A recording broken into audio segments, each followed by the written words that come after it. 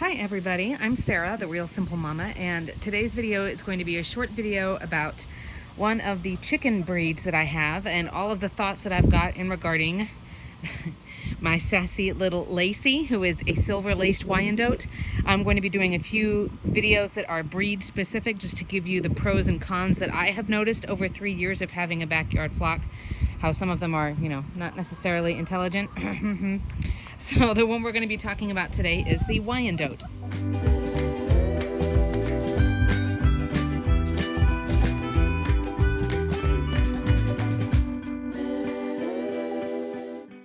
So forgive me, it is 100 degrees today, May in South Texas, and the girls have the mister on.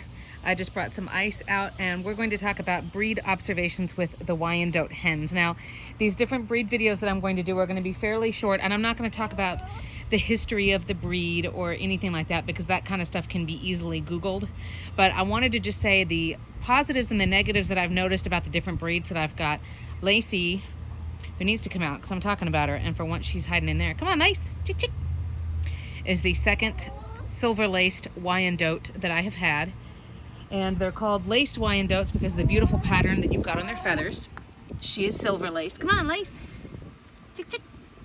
She's getting some ice water. Right, girl? And if you Google photos of various Wyandotte birds, they are just absolutely gorgeous. Right, Blue?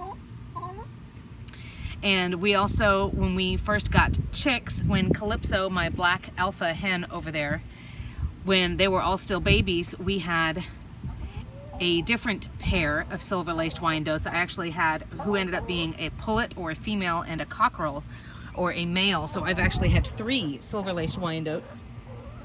And I wanted to just give you some information on what I've noticed about the breed. That way, if you're here on YouTube looking up information about different chicken breeds, you kind of know what to expect. So I'll start with the negatives on Lacie and on Dottie and on Nugget, who was the rooster that we had, by saying that Dottie is the first chicken who ever passed away. My first hen who I had to bury, essentially.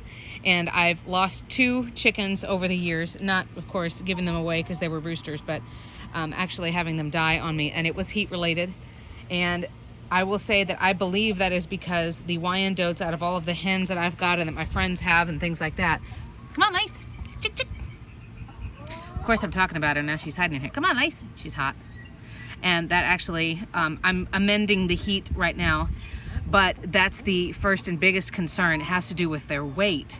The Wyandottes have always been the hens where I have to kind of keep an eye on. Come on, Lace. Oh, hi, beautiful. Chick, chick, chick, chick, chick. Hi, Lace. If I have any concerns with any bird in the heat, it is my Wyandotte. Now, all of these hens came from different places.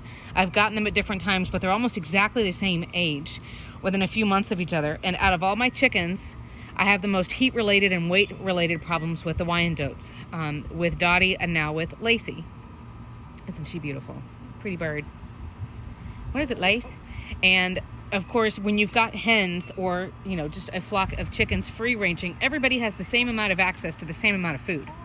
So it's not like Lacie's going into the pantry at night or snooping around in the fridge and eating extra food. Everybody has the same access to the same food all the time. But I noticed it with Dottie, and I believe it's what caused Dottie to pass away. And with Lacie, they end up being floofier. She has a really, really fluffy butt, but she also is the hen that weighs the most. So it's not just fluff, it's actual, body weight. And the same, like I said, goes for when I did have Dottie. She was the one who was the biggest bird. And Dottie passed away overnight. Look at these chickens. Dottie passed away overnight. It got really hot in the Innovation Pet chicken coop, which I had a few years ago. I have a whole playlist if you're interested in watching. And that was before I knew as much as I know now with air circulation and ventilation. And it was just a hot night, and her body temperature got too hot. And when I went to go open the coop the next morning, she had basically passed away in her sleep and fallen off the roost. So if anybody is panting or if anybody is hot, it's Lacie. And remember, you can see all my videos about as far as keeping your chickens cool. So I watch for her. You can see she's panting, and she's a little bit paler than normal. Normally I've got a beautiful contrast. What is it? What is it, Cal? Normally I've got a beautiful contrast on Lacie. Show your face, girl.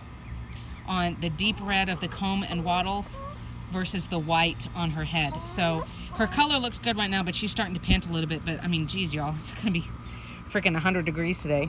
So then look at Blue trying to, are you trying to be graceful there, Blue? She's trying to dust bathe and just like lay on that cool dirt, right? So I would say if you've got Wyandottes, and again, it's not that she's, you know, it's kind of silly talking about obesity in a chicken, but it's true. But I don't give them fatty snacks. You know, they're not eating lots of junk. It's just, she has the same access as everybody else, and it's just a metabolism, or it's just a strategy that her breed has developed to where she just gains weight, and she's just a bigger bird than everybody else. And I would think, oh, maybe that's not a breed thing, except with Dottie it was the same thing. So that's something that I noticed. The rooster that we had, the Wyandotte rooster that we had, he actually was not a problem. He was not aggressive. Now, he wasn't old enough to really be like mating anybody or anything like that, but we weren't having issues with him. I just wasn't allowed to have roosters. Didn't want to deal with it. So I would definitely say the big con with a Wyandotte is, in my experience here with them in Texas, that they're the ones that you need to watch out for weight gain and for them getting too hot.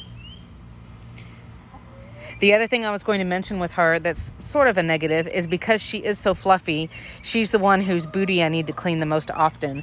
And chickens, if you didn't know, they've only got one, hens only have one vent or cloaca in the back, which is where they poop, right? And remember, birds don't pee. Their urates, or the equivalent of their urine, is within their feces.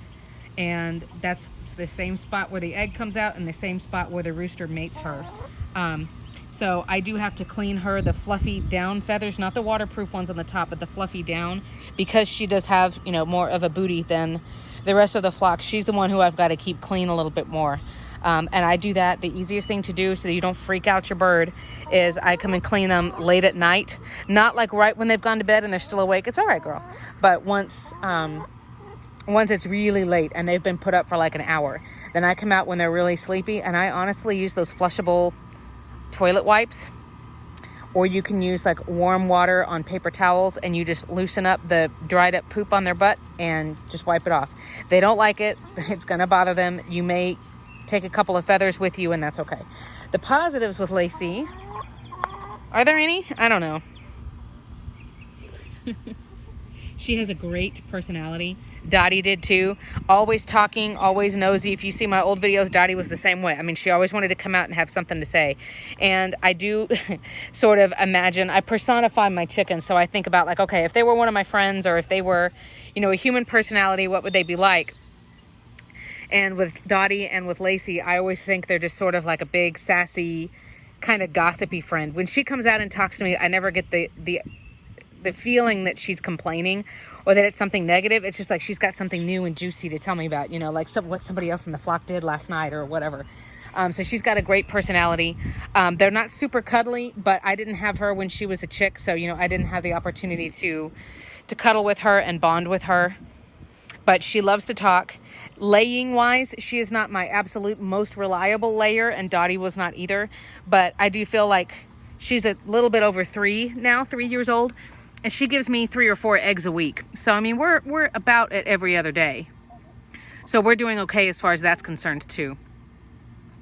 But the silver-laced Wyandotte, mainly the reason that I wanted to do these breed observation videos is to just tell you who I think is the strongest layer, who's friendly, and then any concerns that I've noticed, particularly with the Wyandottes. And I wanted to do it first because people ask all the time what species or what breed she is. She's the one everybody always asks about because she's stunning, she's beautiful. And she's got a great personality. She's always talking to me in videos and stuff. She's not afraid at all. But you know, especially here in Texas, when I'm worried about the weather getting warmer, and we're doing, you know, we've got the solar fan going, we've got a mister, they've got ice water, I'm spraying down the shade so that they can come and hang out. They've got their pool and umbrella. She's the chicken who I worry the most about. So she's sort of my gauge, if you will. You know, if she's panting and things like that, then I'm going to start doing stuff, because she's the one who, in my opinion, is most high risk for, you know, just a heat-related death. Right, Lace? But in this heat, she's still laying. She's still, like I said, giving me about an egg every other day. She lays fairly early. She's not the first layer. Well, she is sometimes. She's usually laid by 10 a.m. and chickens will usually lay after they've had an hour or a couple of hours of sunlight. So they do need to normally come out and hang around and do chicken stuff, you know, and that kind of thing for a little while first. But she's a wonderful chicken. I love her. If I do plan on getting more chickens in the next few months. If it wasn't so hot where I was, I would definitely want more Wyandottes because they're beautiful. And they're just really cool, just funny birds. I like the birds that you kind of feel like you can get a relationship with, that they talk to you, they're not afraid. None of my chickens have ever been super cuddly. But for sure, you know, they're all comfortable around me, and Lacie is no exception. So my only hesitation would be, you know, making sure I've got enough strategies in place so that my birds would be cool enough and so they would be safe. That's what I worry about. So if you've got any questions about anything, supplements that I use, you know, any of that kind of stuff to help with our chickens, or if you've got Wyandotte specific questions, drop them in the comments. But we are going to hang out here with the mister. And that was my first breed observation video, again, with the silver laced Wyandotte. Thanks so much for watching.